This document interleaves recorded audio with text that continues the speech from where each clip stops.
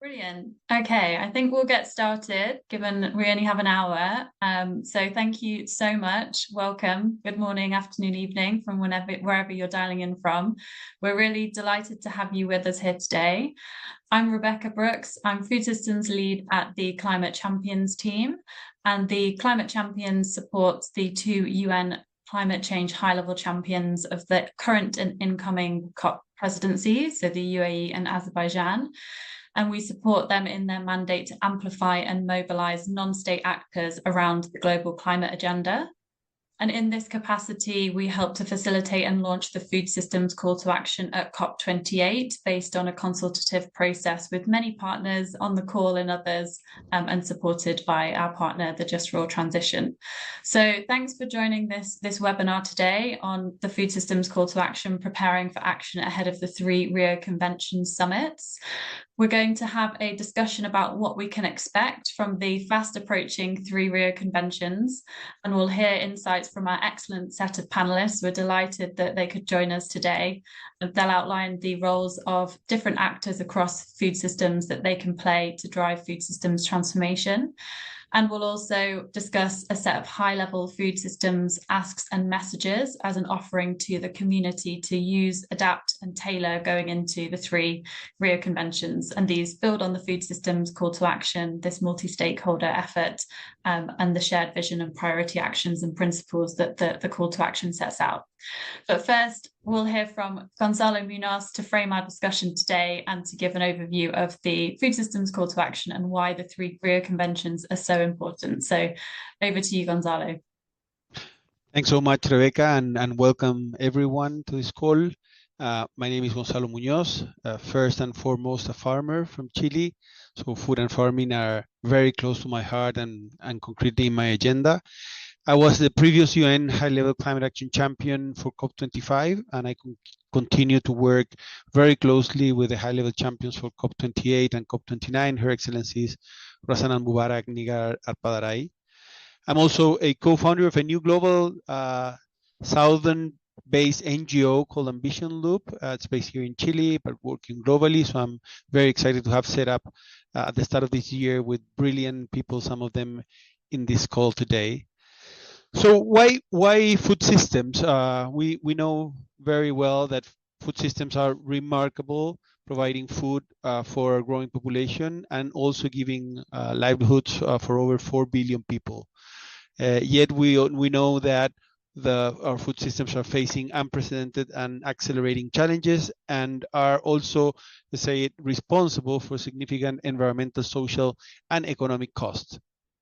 So during COP28 last year, we had a landmark moment for food and agriculture. We achieved a huge amount thanks to the efforts of many people in this room and many other that are not necessarily here today with us.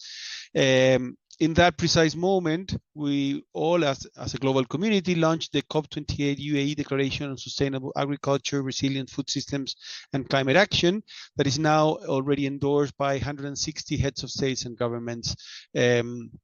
So that was a massive achievement. And under the leadership of Razan Al-Mubarak, the high-level champion for COP28, we also launched the non-state actors food system call to action. This is a shared vision and a set of priority actions taking a food systems approach across production, consumption, protecting and restoring nature, and also food loss and waste. It's calling on all actors to take urgent action now in order to transform food systems to deliver better outcomes for people, for nature, and for climate. The call to action calls for the ambitious implementation of the COP28 UAE Declaration. So asking and pushing and supporting the role of governments, noting, of course, their vital role. The governments play this fundamental role in creating the enabling conditions for then other actors to go further and go faster. It always centers on the need to support farmers and other frontline food systems actors, including women and youth. That's the logic of the call to action. So hundreds of food system actors from farmers, businesses, civil society, consumer organizations, philanthropies, and many others have already endorsed the call to action, with more and more endorsing every day.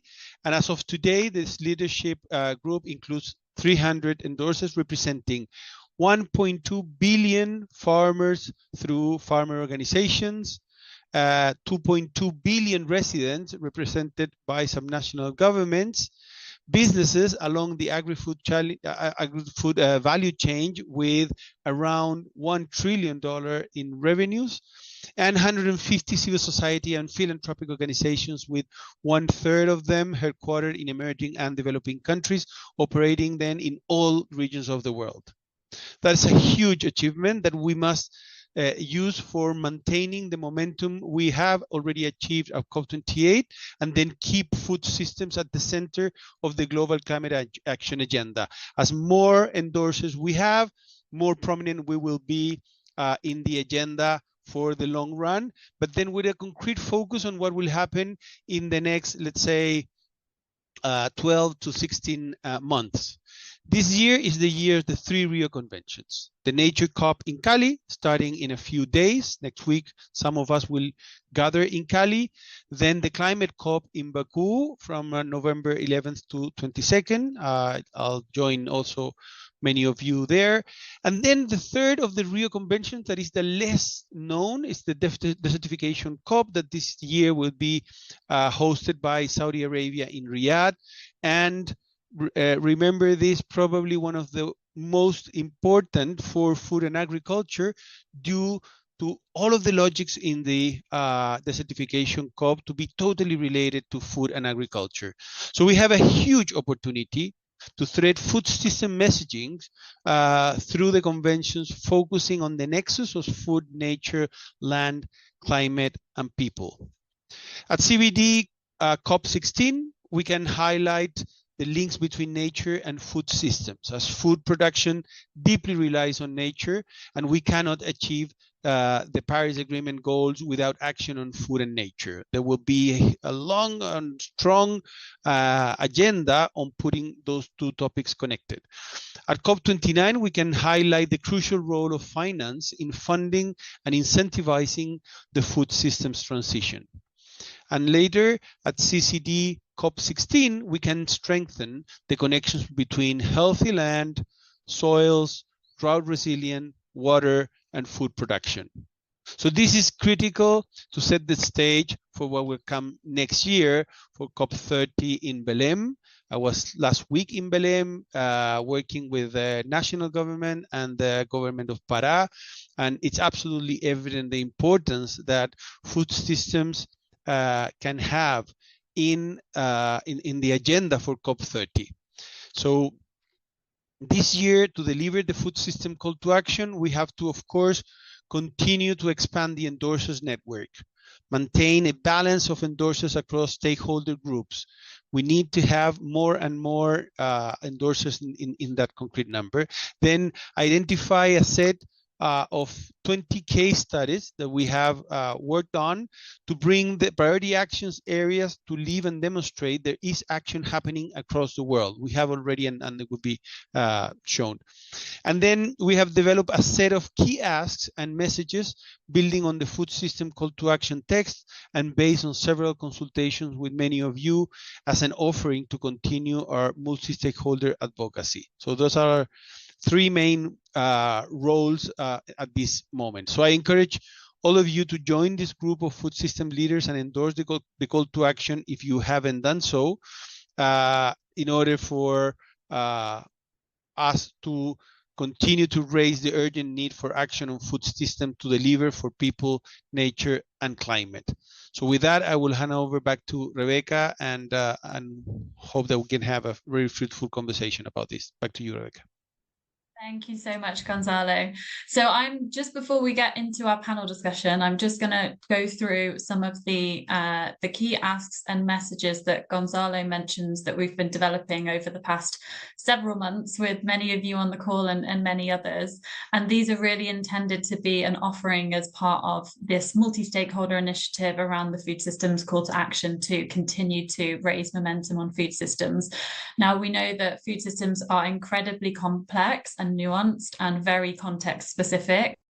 And these asks and messages are no way attempting to sort of be a narrative we expect everyone to use, but they're an offering to use, adapt, tailor for your messages and advocacy as you see helpful, really building on the assumption that several of us have discussed, that as a community will probably be more effective if we align around a few simple clear asks, and these build on the shared vision and asks of the food systems call to action, which was developed through a consultative process in the latter half of last year, and based on multiple consultations, meetings, webinars, workshops, and dialogues with members of the current endorser network and other partners, and also with the guidance and steer of our advisory committee, made up of organisations representing food systems actors and stakeholders, and also with comms partners who've been very helpful in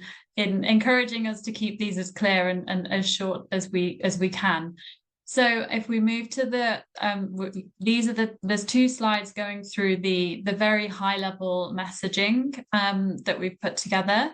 So the first one is around action on food. We know that we need action. We know that our food systems are remarkable at providing livelihoods, but they also face increasing challenges and are responsible for social, environmental, and economic costs, as Gonzalo mentioned at the start. And we're calling for urgent action, including by 2030, to make significant measurable progress towards transitioning food production to sustainable, regenerative agroecological approaches, to improve food environments, to provide healthy, sustainable, and locally appropriate diets that are available, accessible, and affordable to all, to conserve 30% of land, water, and ocean, and restore 30% of all degraded ecosystems, aligning with the Global Biodiversity Framework goals, and to halve food loss and waste, aligning with the SDG 12.3 goal. And also a key message is to call on governments to implement the COP28 UAE declaration, signed by now 160 heads of state, and strengthen the links across the 3 Rio Conventions. Then the second set of key messages are on this slide around scale, strengthen, and support. So these build on the asks in the food systems call to action. They outline that we must take urgent, inclusive, and collaborative action on food to transform food systems to deliver for people, nature, and climate. The first is around scaling finance. We know we need to scale up and reorientate all sources of finance to incentivize and fund resilient, sustainable, equitable food systems.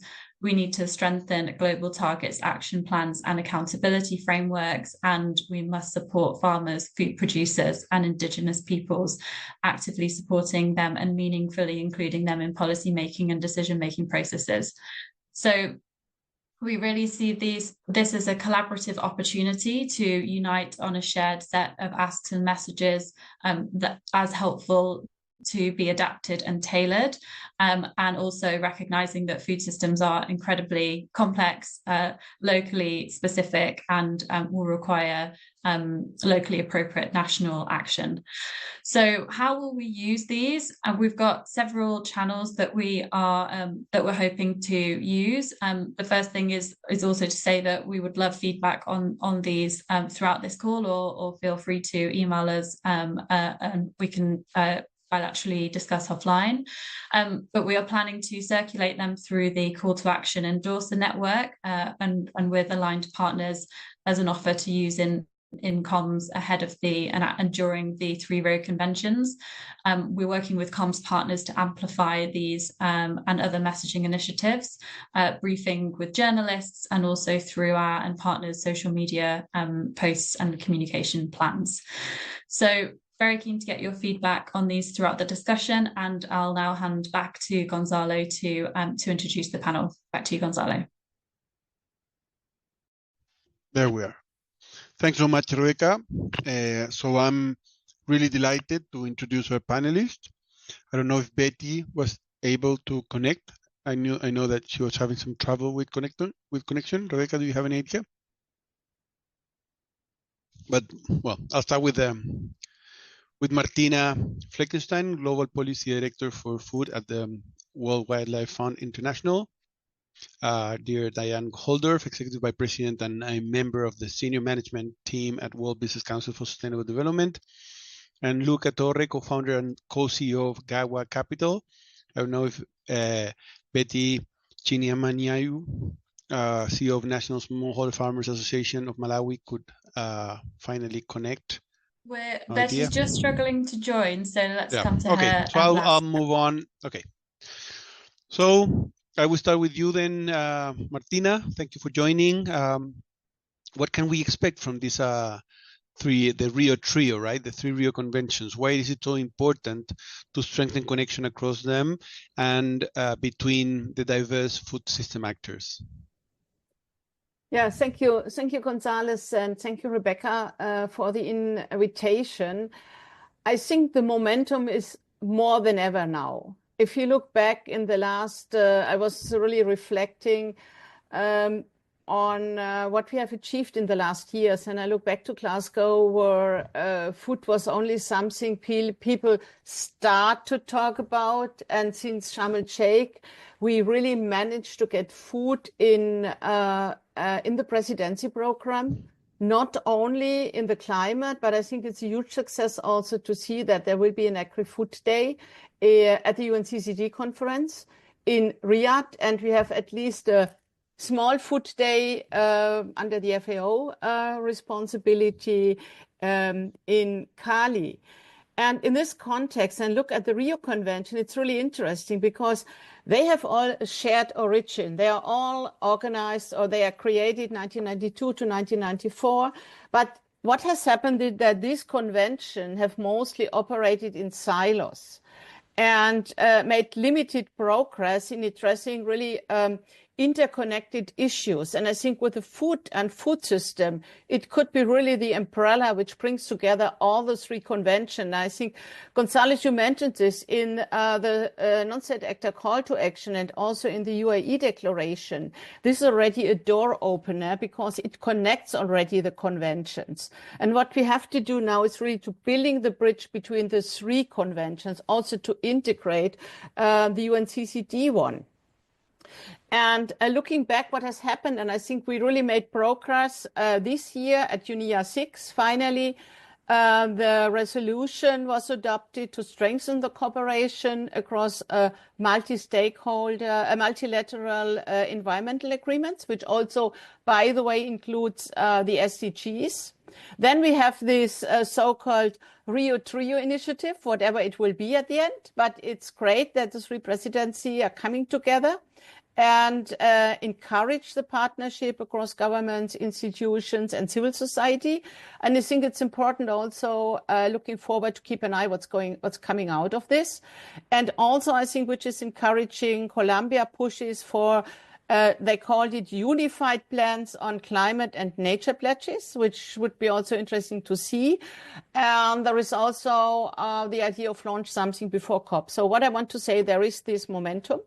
And this momentum has to be kept by us, but it also has to be carried forward by the governments. And in this context, it's more than urgent really to think about how to align the mandatory commitments, the one in the nationally determined contributions, and the one we have in the NB-SUBs, the biodiversity strategy and action plans. And finally, to look how to bring this together with the land degradation neutrality targets, which is more focused on land, on soil, on restoration. But it's a very important bridge between the 3 conventions. And just to make one example, if you look on starting with Cali, there is a number of the global biodiversity framework targets which are closely connected to climate. So it's especially target 1, which is on land use and spatial planning. It's target 2, which is on restoration. Then we have to look at target 3, which is on protection, which also could help to minimize and to mitigate greenhouse gas emissions. And then we have the very important one from our food system, is target 10, and also the one on finance, target 18. And if you look on the climate, it's a lot on linkages, what you also have already presented, which is in the ask we have submitted on climate. And finally, if you look at the land degradation neutrality targets, there are these bridges. The challenge is now, and that's another thing, we have to break the silos at the ministry level. If you talk about food system, it's mostly in the Ministry for Agriculture. And then if you talk about climate, it's in the Ministry for Environment, and sometimes it's in the Ministry for Food Security or Health. So also what we need at the other hand is also maybe an institutional refresher also at national level, which is not easy. I'm living in Germany and looking at how siloed our German ministries are working. I think it's not different in other parts of the world. And finally, and that also picks out one of the asks what Rebecca has presented, it's the whole financial support. We really have also a silo, and correct me if I'm wrong. So, for example, what we need is really a better alignment of the Global Environment Facility money with the Green Climate Fund and all the other funding lines. So this is also, sometimes this money is only dedicated to biodiversity, only dedicated to climate, and we really have to go on getting a broader landscape approach at the end and to implement this funding at a landscape with smallholder farmers, with people who are living on the ground. And in this context, I think the calls we have, the call to action is more important than ever. And it's a responsibility of all of us, wherever we have influence and whatever we can do, really to bring together, to use this momentum of alignment. And I think through these 3 COPs having in 3 months, keeping us super busy, it's a huge opportunity. And it would be great to say something really great at the end of this year, maybe at the UN CCD conference of the Rio Trio presidency, with a really implemented, focused, finance-focused statement agreement, and also to integrate this in the non-state actor program. Thank you. Thanks so much, Martina. I think it's a great way to segue to Diane.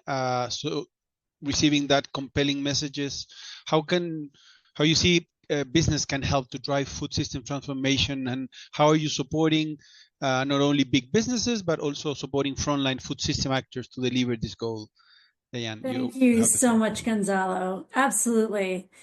Business has a huge role to play in making sure that we actually do shift and transform these food systems and agricultural systems, keeping people very much at the center of it. Without business on that journey and really helping to drive that, then we're going to continue to have significant challenges, many of which we're all very familiar with. You know, all of the leading businesses that we work with were huge endorsers behind the food systems call to action, for example, that the now 160 heads of state have signed on to. And the desire from business to see policy leadership coming out of governments to drive the integration, to drive the opportunities, to implement NDCs and NBSAPs in a way that really truly brings food and agricultural systems into that is something also unprecedented. And yet there's huge, not just readiness, but demand for that from the business. Martina, so much of what you said is true very much from the business sectors as well. Gonzalo, like you said, I mean, WBCSD does represent a lot of the large leading global ag and food businesses as our members who are very active in this agenda with us and with many of the people here as partners. But all of that happens through partnerships with their supply chains. And that goes all the way back down to the farms and the communities that are at the source of the supply. That is what we all depend on. You know, with the lens, the breakthrough lens that the COP28 team was able to bring to this, we brought together with you, Gonzalo, and others, this partnership around how do we now frame this action at a landscape level in a way that drives real consistency around regenerative outcomes and alignment on what that means with really keeping the farmer at the center, understanding that there's climate and nature and equity benefits that sit at the heart of that work when done consistently and credibly.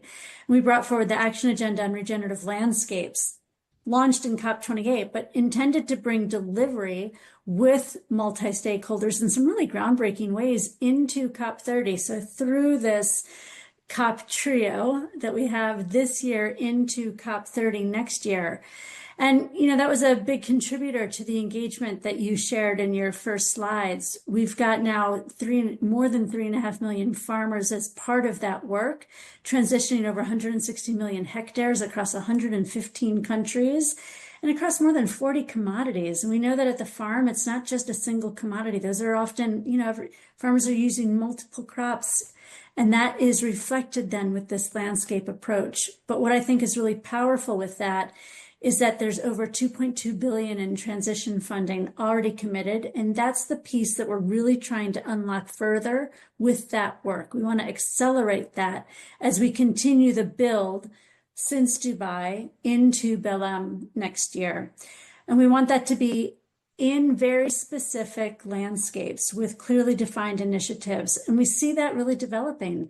And that consistency that we need to therefore align business behind for their work in partnership with farmer organizations and policy leaders and educators and other groups on the ground needs to be aligned behind 5 key impact areas: soil health, which is of course what brings us really into the heart of the CCD conversations, but also biodiversity, water, greenhouse gas emissions, and essentially farmer livelihoods. And so part of what this work is also doing is driving much greater coherence and alignment on how companies are defining their work on regenerative agriculture, which started off kind of all over the map. And through very concerted effort, we're getting to a much more aligned, clear, outcome-driven result of what that work really means. So we're going to continue to drive the multi-stakeholder advocacy. We're going to continue to support the implementation of the food system call to action, for example. And we're going to be looking as we head into Cali, so many of us next week, how we really leverage the aspects of the global biodiversity framework. Martina, you touched on a few of those, but Target 18 is going to be really key from a business perspective, how subsidies are repurposed so that we're supporting the right kinds of outcomes through the massive amount of money that moves through agricultural subsidies as well. Business has a big role to play in supporting how those are repurposed in a way that supports farmers and helps drive some of these supply chain transitions that we know are needed as well. So we'll do this in partnership as we've done with the farm organizations, with the suppliers.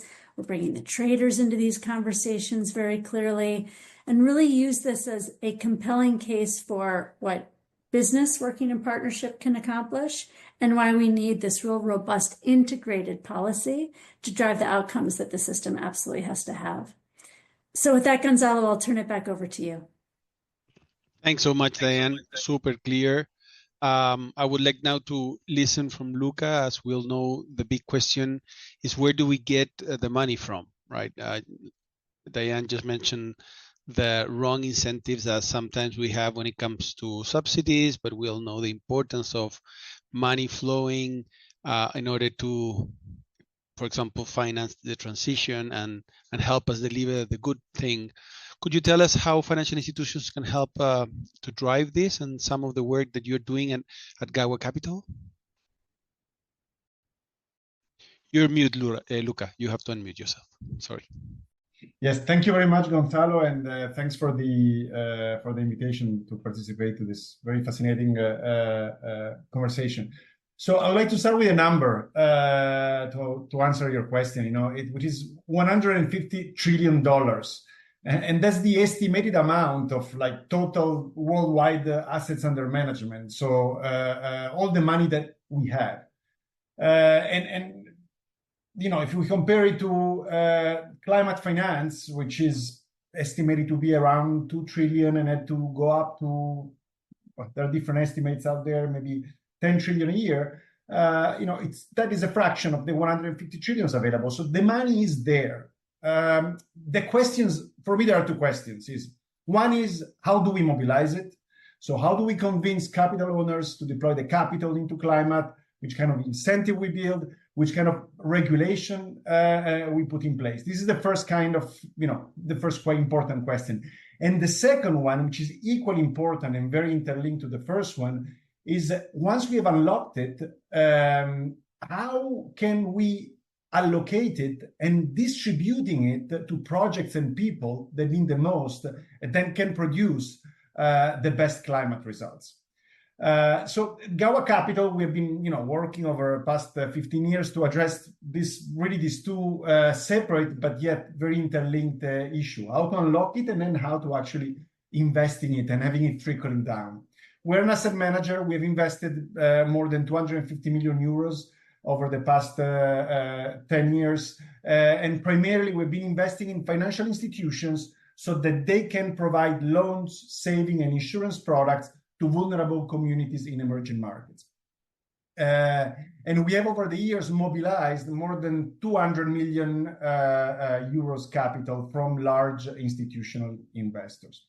So what is our role? Our role is to design investment strategies that, on the one side, are able to unlock large amount of private capital, but at the same time, they also need to provide a measurable positive impact on the life of vulnerable farmers and small businesses.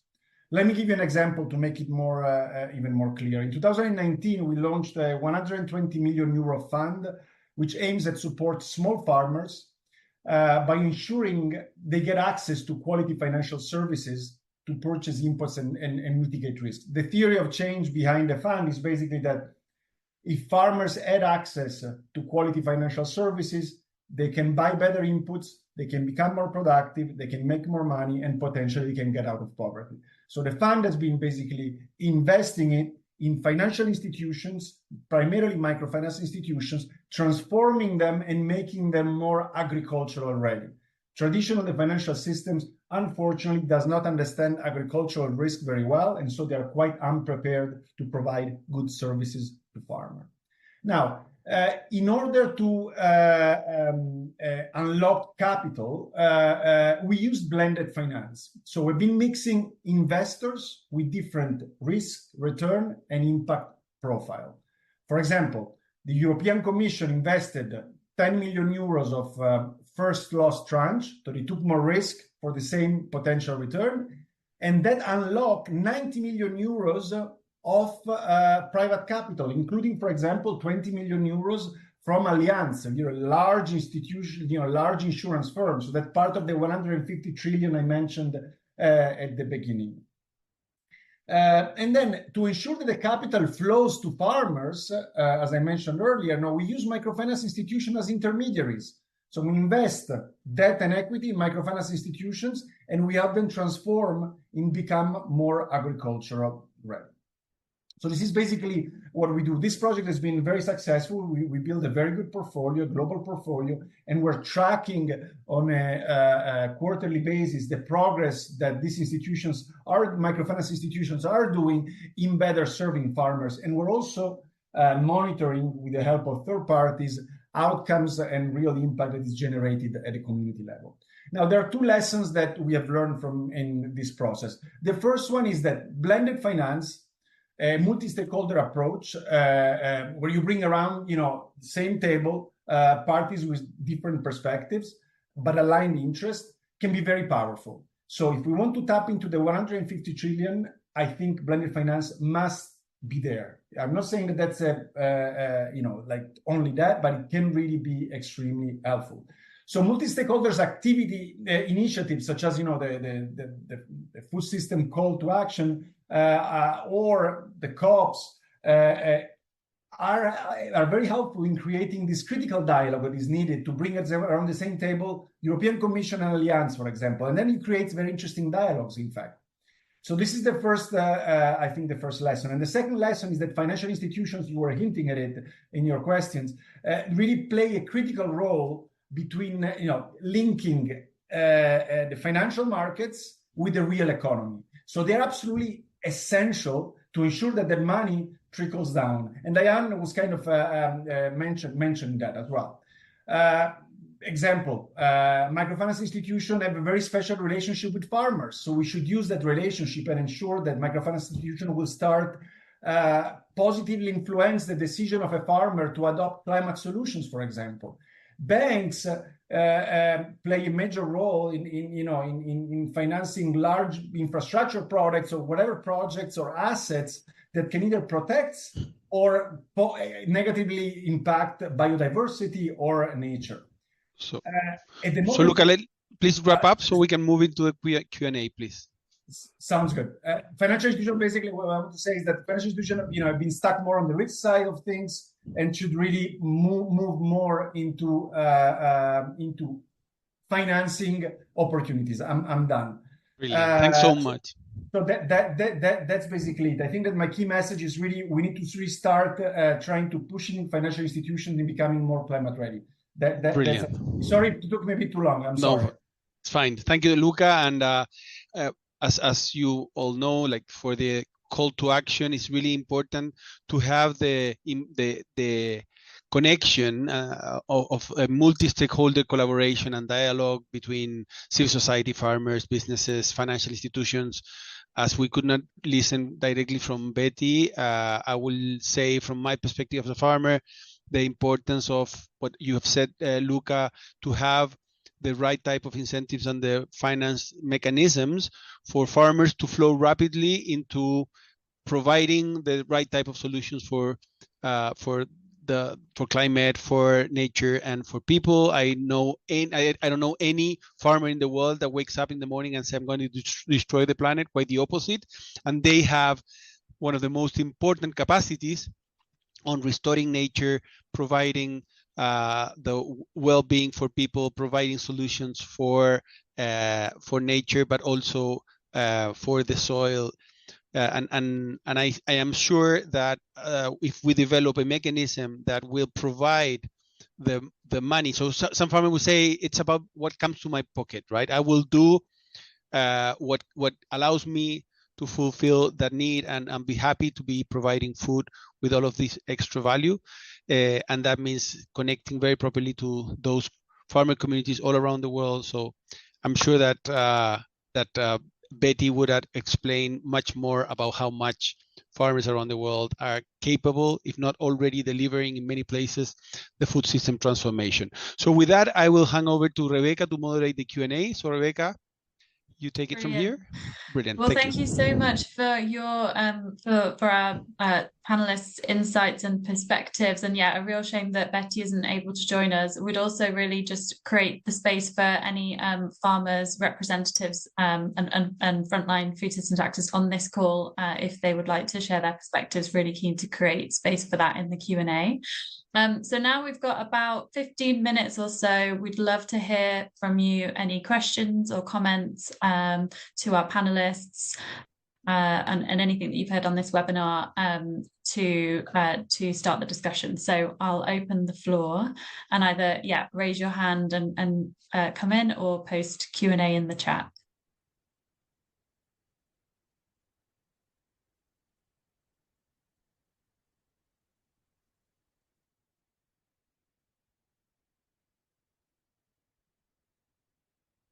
Oliver, please. Oh, and if you could maybe introduce yourself as well when you come in, that would be great. Sure. Thanks very much, Rebecca, and thanks to all the panelists as well. Oliver Camp from the Global Alliance for Improved Nutrition. I work on environment and food systems policy and advocacy. And I'm also very pleased to be on the advisory council for the food systems call to action. And we have to thank so much the climate champions for preparing the messaging ahead of the 3 COPs, which is super helpful. My question is really, I suppose, probably for Luca and Diane. And it's about the business case and by extension, the investment case for the type of financial flows that we need to see. I mean, we have to imagine that businesses will continue to need to balance economic outcomes, commercial outcomes with environmental and health outcomes. And likewise, investors will need to do the same. So how can we make sure that they can do that and that the business case and that the investment case really works out? Given the constraints and the competing pressures on those businesses and investors. Thanks, over. Thanks, Oliver. Thanks, Diane, Oliver. And then Luca? Yeah. Sure, Rebecca, thanks. Oliver, quickly, the business case is pretty clear. Ag and food companies are at the forefront of risk when it comes to the impacts of climate change, and they see the result of the daily challenges that farmers are grappling with when it comes to yields and storms and health of crops. That affects prices in their supply chains, not all of which they can pass on. And when they do try to pass those costs on, often it has very challenging implications. So they are facing a business model challenge that requires them to also be working on these issues for the resilience of their own business models that then carries down through the supply chains that they're part of and up to investors when it comes to showing resilience and risk management at an enterprise risk management level. So the investment strategy of what they're doing through procurement and supply chains, all the way through actually to how they're positioning their portfolios with consumers, is a key part of what's driving the changes. We're bringing into that coherence, credibility, and driving the ambition and giving focus to the types of investment that are needed so that we can get better, faster action in a sector-wide or region-specific landscape way. And the perspective of financial institutions is extremely similar. A more resilient. So if I'm a financial institution and I finance, for example, an irrigation system for a farmer, that farmer will be more resilient. And as a result, my credit costs as a financial institution will be reduced. And in case of droughts, the client will still keep on paying. So I think that's the kind of mindset shift that I was mentioning that needs to happen. At the moment, financial institutions are more focused on risks, right? So internal risk. How I don't give money, I don't lend money to this farmer because I might default because he's in a very risky regions. It should be the mindset shift should be, well, it is a good business for me to finance an irrigation system so that the risk of this client will go down. Excellent. Thanks so much, Diane and Luca. So we have a question in the chat for Martina. So how can we really build on the linkages in the global biodiversity framework with how food shows up both under UNFCCC and UNCCD? Yeah, thank you. Good question. I think what we have to consider is, at one hand, we have this global framework, but the implementation, it's happening at national level. And therefore, I think as a very important next step is really that at national level, those who are responsible for this implementation mechanism, like the NDC, like the NB subs, like the land degradation neutrality, comes together at national level and discuss really in detail how this could be implemented. And I think the momentum, what I mentioned at the beginning, is now because the member states have to update their NDCs for COP30 and they have to update their NB subs for COP16, but it's an ongoing process.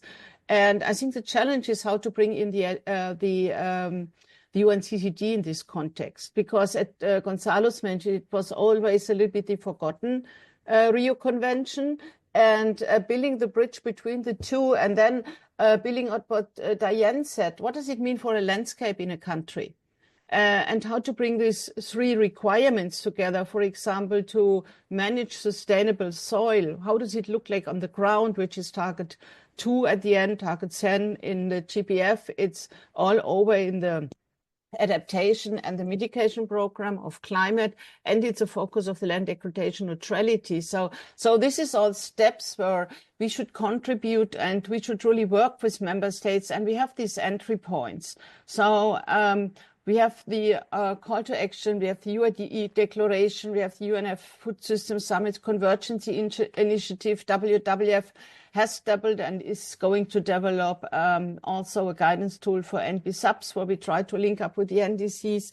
So I think the instruments are there. FAO is doing a lot, but it's more how to bring this on the ground. And this is a challenge for everybody from us could contribute, and more than even important to bring in those who are tackled of this, like farmers, like people on the ground in this. So yes, it's a good way, but it's a long way still. Thank you. Thanks so much, Martina. So we've got a few questions coming in on the chat. I just want to see if any of the whether you'd like to come in, the people who have posted these in the chat. I'm probably going to get your name wrong, but Angshuman, if you'd like to come in. Yeah. Hi. Can you hear me? Yes, please. Yeah, hi, I'm Anshuman from India. We are implementing the India Cold Chain program. So basically, we are doing cold chains for mitigating food loss and GHG emissions, and we are seeing a lot of challenges in access to finance. And I just want to know if risk sharing facilities for financing cold chain for food loss is a good option. I think I'll direct this question to Luca. I think he is an expert in finance, and he'll be the right person to answer that, because we are looking at blended financing as well from the government, and partnership with a lot of banks here in India. And if any other international organization like IFC, World Bank, there's a lot of interest in bringing easy finance in cold chain. But even after there is a subsidy from the government of 35 to 50%, there is a huge challenge of providing that finance to the beneficiaries who are not the farmers exactly, but the farmer producer organizations in India. So we are working with the subnational governments in Haryana and Bihar. So these are the subnational states. So if there is some thoughts on it, and how do you think the risk sharing facility can be a good solution? Yeah, thank you, Anshuman. Sorry. Sorry, go ahead. Luca, if I could just add, we've got a follow-up question tied to that in the chat, which would be great if you could answer as well, given time. And that question is it fair to say that risk-based investment is more likely to provide funding for adaptation than mitigation? Thanks, Luca. Yes. So what is the second one? Sorry, I missed that. If it is easier to do mitigation than adaptation, is that right? Yes. Is it fair to say that risk-based investment is more likely to provide funding for adaptation than mitigation? Yeah. So on the first question, so we did look quite closely to cooling systems in India, in fact, and you have some very interesting players there like EcoZen or Inficol that you might be familiar with. I think the issue with the cooling cold chain in India is that to have effective cold chain, you do need the whole chain from the beginning to the end. So sometimes having just financing just parts of it might not work. Correct me if I'm wrong, but I think that's probably one of the challenges that you might be facing. And again, I'm not an expert in cold chain, but I think the key there to be successful is really to involve the entire value chain, right? So it's not just about focusing probably on the FPOs, but it's really focusing on the entire ecosystem. Blended finance, I think, can play a very important role, but still, blended finance is there to reduce the perception of risks for investors. Cannot be completely subsidizing a project that doesn't make any sense. So I think the first point is to design a project that really is robust and is integrated within an ecosystem, and then using blended finance potentially to attract basically attract the investors that are not sure whether they are coming in, and basically makes the difference. That's my take on that. And on the adaptation, there is this is a very personal perspective I have, and you might not agree with it, but I personally believe that farmers, especially small and vulnerable farmers, should really be focusing on climate adaptation more than climate mitigation. I mean, we all create a little bit this mess, and I think we can ask small farmers, vulnerable farmers, to solve it for us. So I think a lot of the efforts have to go into a climate adaptation compared to mitigation, and that can help reducing the risk of a farmer, and so attracting more capital into food systems. Brilliant. Thank you so much, Luca. So we've now got quite a few questions in the chat, so I'm going to group them. And Diane, I think there's a couple around the role of business. So one around the role of business in the transition and the what extent does innovation factor in, and then another around accountability around big agribusinesses. And I know you're doing a lot of work around that, around accountability frameworks. So over to you, Diane, and then we'll group a few other questions. Conscious of the time, so also grateful if we could keep the insights brief. I will try. If I miss any of those key points, let me know, Rebecca. The role of business and finance, that was the first one that you summarized, is that right? And innovation, yeah, exactly. So innovation is absolutely critical, because a lot of the innovation does come out of the private sector, obviously. Often the challenge is finding the right investment to scale those. And there's been some really interesting initiatives to try to support scaling high opportunity innovations that need to be supported and continue. Aim for Climate being a great example, but others at national levels and regional levels as well.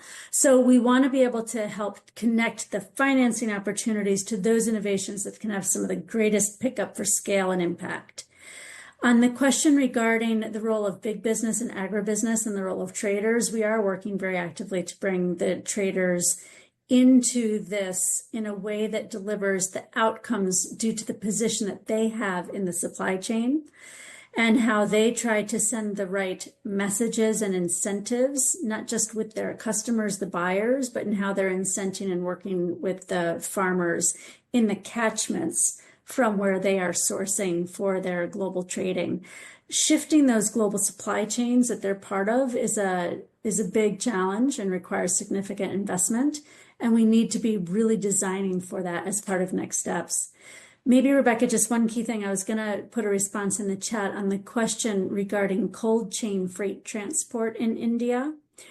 A quick note on that. There's quite a large amount of investment going on under an initiative called the Zero Emission Vehicle Emerging Markets Initiative, which is funded by 17 countries and has private sector partnership in it as well. India was the first country to move, with a commitment to transform the electrification of road freight transport. eFast is the partner on the ground in India who's really leading a lot of that work, and ensuring that truck refrigeration, freight refrigeration is part of that investment money that's coming in would be a key opportunity space. So it's sometimes looking outside of our normal spaces into where other investments for the needed infrastructure are coming in. Excellent. Thanks so much, Diane. So I think we're covering quite a few questions. Noting Lana's really important question, which we will come to shortly. Would now like to go, I think, probably to Martina around Richard's question around aligning multiple government departments, and then also noting Tony's question, Martina, around how well do we think we understand how to implement landscape-wide solutions across many commodities? What is needed to enhance more investment in key diverse foodscapes around the world? Tina. Okay, let me start with Tony's question on the landscape. I think what we have, and especially as WWF, we have a lot of experience on this landscape commodity diversification of crop approach. It's more this question, and I don't have the answer, to be very open, how to bring in the private sector. So what we really need is, and that's something maybe to look at also, to get investments, to invest in large restoration projects, which is not only building eucalyptus, but really do restoration in a different way. So, and take the lessons learned from the existing landscape projects. So we have also to state we are not reinventing the wheel. What we really have to frame it in a different way and to scale up the initiatives which are already happening. So that's one answer. And I know we are running out of time. For Richard's question, yes, to bring together the different government departments, it's really working at national level and at regional level. And also with all the initiative and the push we have given these food systems, with all of you in the call and all this huge community which has grown since we had the UN Food Systems Summit, I think this is also this momentum where everybody could contribute in the places where you live. And as WWF or with the climate champions and the call to action, I think we have something we could go on the ground. Yeah, we have 160 governments committed to, at the end, align biodiversity and climate. And now we could say, hey, you have signed this. What is happening now? And that's where even we as an NGO, we put pressure on this. We want to see what's happening and how to bring this together. And by the way, the whole food loss and waste topic is an important topic, and it offers a lot of opportunities. And one thing which I forgot to mention on the landscape approach, if we talk about landscape commodities, we also have to think about renewable energy. because this all will not happen without renewable energy. And that's something where we often forget in this overall landscape approach and implementation on the ground. And I stop here. Thank you so much, Martina. So I'm going to ask Gonzalo to cover Charlie's question in his closing remarks. And apologies, we haven't got a chance to go through all of the questions, but fantastic engagement. So just very briefly, Lana, on your question, and happy to follow up offline as well. So this is absolutely the heart of what we've been doing this year. We've been working with partners through the Just Rural transition around outreach to farmers organizations. We hosted with them 3 dialogues with farmers organizations around the world. As you know, we're engaging with Youngo around youth and through Indigenous peoples networks as well. So we're very keen to centre the asks and needs on frontline food systems actors.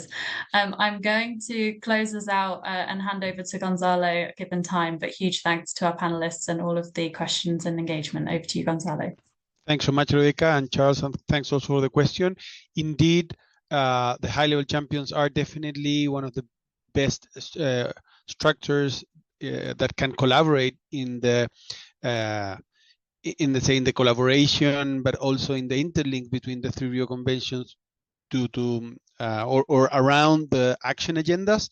When it comes to climate and nature, there is also an initiative that was set by the governments called the Climate Nature Collaboration Platform. We at Ambition Loop are hosting the secretariat, and therefore we're helping to deliver that connection between climate and nature. But then on the other side, we're developing the action agenda for the CCD in a strong collaboration with the high-level champions on climate. So the idea is that we do not duplicate, that everyone working, let's say, in land is the same team that is working in land for climate, same thing with water, same thing with food, same thing with finance, same thing. So we will not duplicate when it comes to the CCD, but rather complement and strengthen the link between climate and desertification, knowing that when it comes to desertification, as I said initially, it's all about food and agriculture, water, is soil health. So the work is being done and delivering,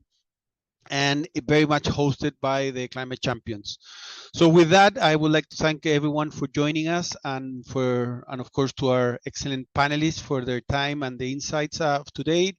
We know again that food systems are incredibly complex, and every time that we bring a conversation, that arises immediately, and they're very locally specific and require tailored and locally appropriate solutions. So we must ensure food system transformation is just and inclusive and centers on the needs of frontline food system actors. Thank everyone for all of your capacity on bringing that into the conversation. We need, of course, so many different actors to take action. It's great to always see the multi-stakeholder collaboration arising in all of our dialogues. And definitely we all have a role to play, and if we all take action together, we know that we can go further. And now it's time for us to rally as a community to align around these shared asks and reach out and bring many, many more people and organizations along with us. So I urge you to join the food system call to action, to continue to build momentum on food systems, to really keep on collaborating collaboratively towards the same common goal. We know that together we definitely can make this happen. We can transform food systems to deliver for people, nature, and climate. Thank you very much, and looking forward to see many of you next week in Cali. Bye-bye.